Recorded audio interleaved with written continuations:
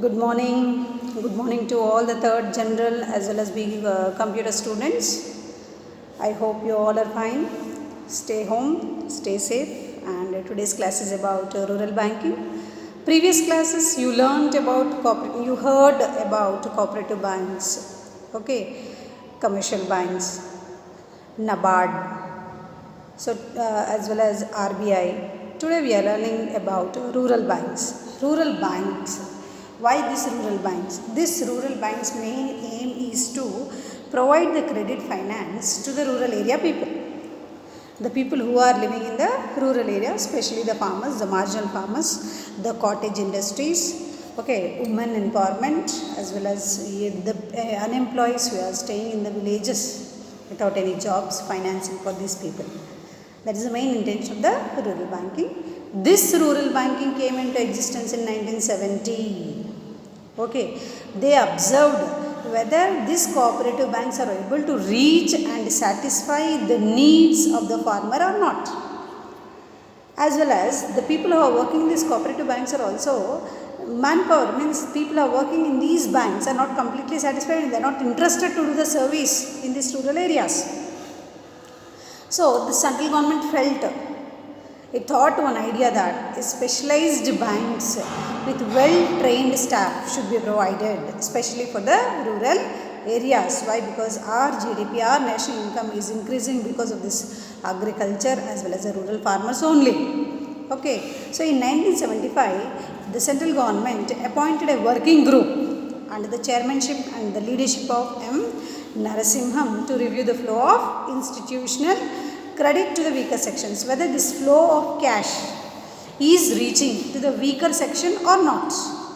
So they submitted the report. Who submitted? Narasimham committee submitted the report that it is not able to reach to this rural area people. If it is reaching also, the people are not able to satisfy with this credit finance what is provided by the government. Clear? So because of this, the working committee felt that a specialized bank should be started for this rural area people. Therefore, it recommended a new type of cooperative process and a degree of organization ability to mobilize deposits, assess the money only for these special categories of the people.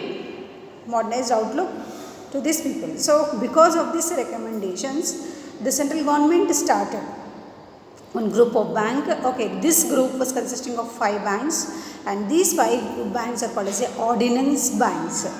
In 1975, after the recommendation of the Narasimham committee, because there is no credit cash flow to the rural people, they started a group, a small group of banking facilities, which is group of 5 banks, and these 5 group is called as a ordinance bank. It has been established in 1975 September.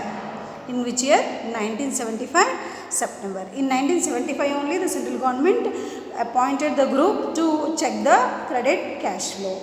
Okay, the first 5 regional rural banks were established on October 2nd, 1975. I repeat once again, 1975 central government appointed the committee.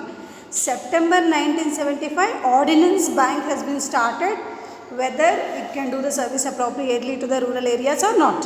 Whereas on October 2nd, 1975, regional rural banks started in India. Okay, objective. The main objective of these rural regional banks was to provide the credit facilities and other facilities to small, marginal and agricultural laborers and artisans who had a large, not only the people are having the huge area of land for agriculture as well as a small piece of land also for the agriculture, who doesn't have the land and who are depending upon the other areas, means for the other farmlands for their livelihood, allied activities, dependent industries who are working for them, the credit finance should be provided. That is the main aim of regional rural banks. Okay, organization. The regional rural banks are established by sponsor banks. Regional rural banks are established by sponsor banks. Okay, what are these sponsor banks? Sponsor banks means public sector banks. The government, the banks which are under the control of the government. Okay, the steering committee of RRBs identified district requiring RRBs. Later on, central government decided that the sponsor bank should set up RRBs, and these RRBs should be specially lending and only for lending the agricultural finance. Rural banking started since the establishment of banking tech sector in India. As the name suggests, includes banking organizations as well as operating in rural and suburban grounds. So when you go for rural banking, this rural banking is of three types. How many types? Three types. Regional rural banks, cooperative banks, National Bank for Agriculture and Rural Development. This NABARD is the topmost bank in agriculture sector. Cooperative banks are the least in the structure. And again, these cooperative banks are of three types. I repeat, rural banks are of three types. Okay, regional rural banks, what we are calling it as RRBs, cooperative banks, National Bank for Agriculture and Rural Development, which is called as NABARD. In these three, which is topmost? NABARD is topmost. Which is in the last place? Cooperative banks and regional rural banks are in the last place. These cooperative banks are again divided into three types. State cooperative banks, district or central cooperative banks, and the third one is the primary cooperative credit societies, the least smallest bank under cooperative banks. So when you go for the regional rural banks only, when you go for rural banking system in India, established under the provisions of ordinance passed on 26 September 1975. The RRB Act 1976 due to provide sufficient banking and credit facility for agriculture and other rural sectors. So which committee is the main reason for starting this RRBs? Narasimham committee is the main reason because it is observed what is the situation of these rural areas. These are the banks which mainly operate over a small region, sometimes limited to rural regions of the few districts. RRBs are mainly owned by central government, state government and sponsor banks. So we are in the point now. RRBs are mainly owned by three people, that is central government, state government and sponsor. So three ratio is existing. When you go for central government, the ratio of contribution of central government to this RRBs is 50%, 50. Whereas state banks is 15%, 15. Whereas the sponsor banks is 35%. I repeat once again, what is the ratio is 50 is to 15 is to 35. Who is 50? Central government share is 50%. State government share is 15%, 15. Sponsors bank percentage is 35%. Okay, sponsored bank means what? The group of public sector banks which are supplying the capital for this RRBs. Clear? Now the percentage has been changed. Previously it was 50 is to 15 is to 35, but now it is 60 is to 20 is to 20. Which one? Ratio of contribution by these governments to RRBs. Central bank share is now 60%. State government is 20% and the sponsor bank is 20%. Clear? Did you follow? Once again I am repeating. Previously the ratio of the central government was 50%, state government is 15% and sponsor bank was 35%. But now it is 60 is to 20 is to 20 share of capital. When you go for the organizational structure of RRBs, so who are existing in this organizational structure of the regional rural banks are board of directors, chairman and managing director, general managers, chief manager, regional managers, senior manager as well as office and assistant multi-purpose managers. So when you go for this term, before going to the term, let's also listen in detail about the management of this organizational structure. Okay, the general superintendence, direction and the management of the affairs of the business of RRBs is consisting of 9 board of directors. Board of directors, how many are there? 9 board of directors are there. Please note down this point. The board of directors are 9. Central government managing directors are 3 directors. 3. Okay. Next, state government directors are two directors. Two directors, one chairman. Okay. And the sponsor bank nominees three directors. Sponsor bank is also nominating three directors, and these sponsor bank chairman, who is going to be the chairman? The sponsor bank owner or the head of this sponsor bank is going to become the chairman of this RRBs. Clear?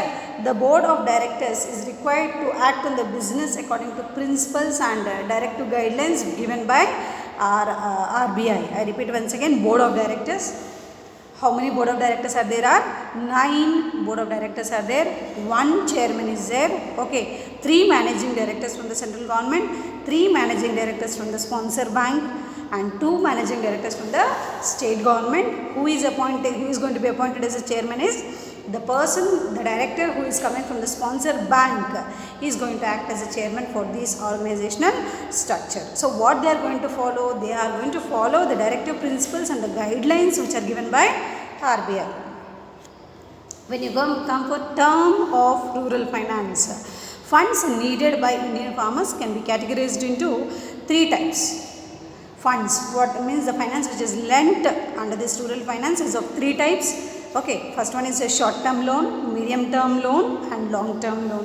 Medium term loan, you can see there, it is 12 to 15 months. Short term loans are issued to the farmers for the purpose of cultivation or domestic expenses such as buying seeds, manure, and fodder for the cattle.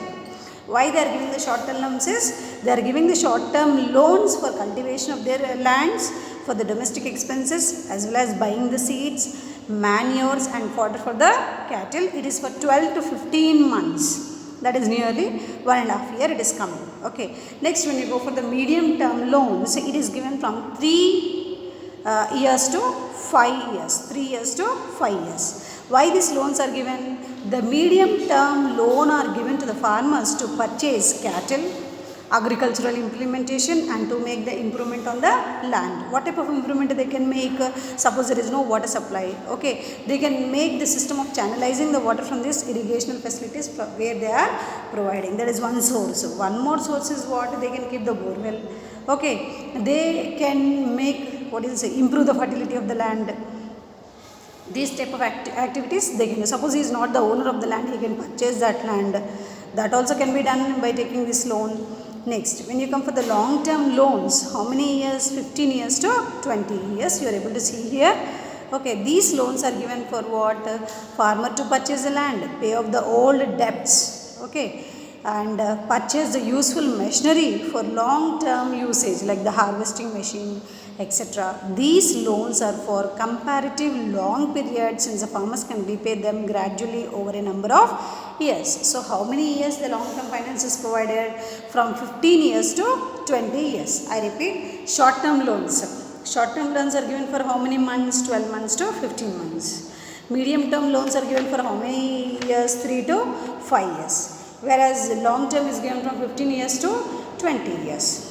Clear? So from sources we will see from where this rural banking or the RRBs are getting the finance. Sources of rural finance, you are able to see the diagram here.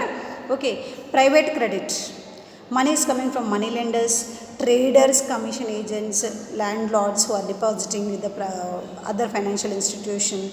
Institutional credit, if you see, cooperative banks, commercial banks, RRBs, these all banks we are getting the finance. Means they are supplying the finance for starting or running this regional rural banks. Okay, when you go for the resources, it is in the form of share capital by many banks, outsiders, deposits from the public, borrowing from sponsor banks. Okay, next refinance from NABARD. NABARD is also lending the finance to the RRBs. NABARD is getting direct finance from the foreign banks. Okay, so only it is able to give the loans to this RRBs. That is the main point. When you go for the operations of RRBs, granting of loans and advances to small and marginal farmers, agricultural laborers, cooperative societies including agricultural marketing, processing, and other allied activity. Agriculture purpose they are giving. Marketing means selling these agricultural products. Means they are providing a place called as a market. What should be how the stability of the price should be there in these markets. What should be the profit margin, etc. processing means they are packing, okay, they are cleaning that material, agricultural goods they are cleaning and packing in a right way so that the price of that particular good may be increased and sold out where they can earn the profits on that. And other allied activities like the transport facilities also include this in these activities. Granting loans and advances to artisans, small entrepreneurs, persons engaged in trade, commerce and other productive activities. Granting loans and advances. Whom they are giving the loans and advances? Artisans. Other than this agriculture, some people are doing other activities also like the pottery, weaving the clothes, okay, doing pots, etc., nurseries, etc. Artisans. Small, the people who are doing a small business. Persons engaged in business, trade and commerce and other productive activities also. These RRBs are lending the loans. Specific loans for education, medical, consumptional needs of small and marginal farmers. Even a farmer can take the loan for educating their children as well as for the medical facilities of their family, and if they need anything also for that also they can take the loans. Even for the education of the children, doing the marriage for their daughters also they can take the loan under RRBs. And still some more operations are there. Granting the loans are also for other productive medical expenses. Okay, so this act RRB has been started according to by RBI Act. So I hope that you people understood about this RRBs, regional rural banks. These rural regional banks started actually in 1970, came into implementation in September 1975. Okay, and October 2nd, 1975, they started the regional rural banks. Presently, 82 regional rural banks are existing in India. Thank you, students. Please concentrate on the classes and listen the classes properly.